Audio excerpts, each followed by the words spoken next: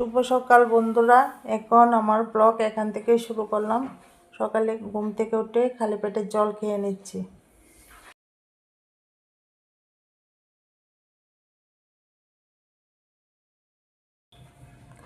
এখন চলে এসেছি রান্নাঘরে, চা বসিয়েছি। দেখো বাইরের ওয়েদারটা, চা ছেঁকে নিচ্ছি। বাজার থেকে চলে এসেছে, এখানে ইলিশ মাছ এনেছে। ইলিশ মাছ এনেছে, বাটা মাছ এনেছে। এখানে লুনা বানানোর জন্য মাছ কেটে এনেছে বাজার থেকে। বাটা মাছ এনেছে।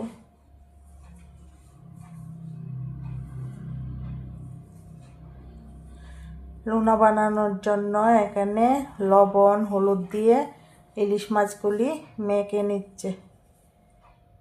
বাজারের লুনা সবসময় ভালো হয় না, তাই আমরা বাড়িতে ইলিশ মাছ এনে বানিয়ে নিই। তোমরা যদি ভালো লুনা খেতে চাও তাহলে এইভাবে বাড়িতে এনে বানিয়ে নাও। 15 দিনের মধ্যে লুনা হয়ে যাবে।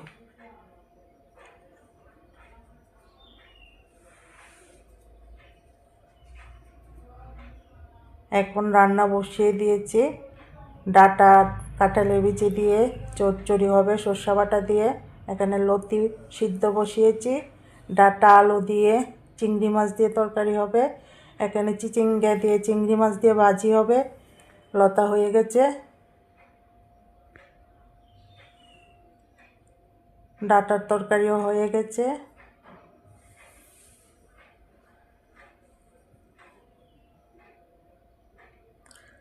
কুমড়ো দিয়ে ইলিশ মাছের মাথা দিয়ে টক। ইলিশ মাছ দিয়ে সর্ষে ইলিশ হয়েছে। এখন রান্না সেরে খেতে বসেছি আমি, আমার ননদের মেয়ে।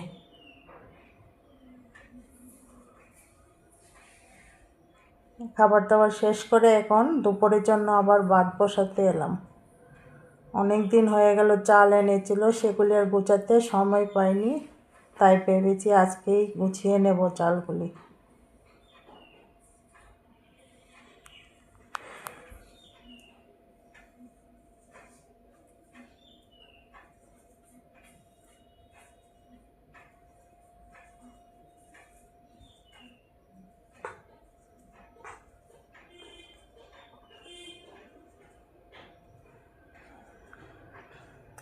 আমি তো আর একা গুছিতে পারছি না, তাই আমার সঙ্গে একজন হেল্পার আছে।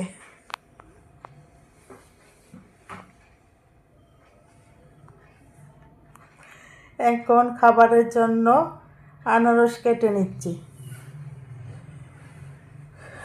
বিরাট ফল খেতে খুব ভালোবাসে, তাই কিছু না কিছু ফল আমার প্রতিদিনই কাটতে হয়। আজকে আনারস কেটে নিলাম। এখানেই ব্লগ শেষ করলাম, আবার কালকে নতুন ব্লগ নিয়ে চলে আসবো।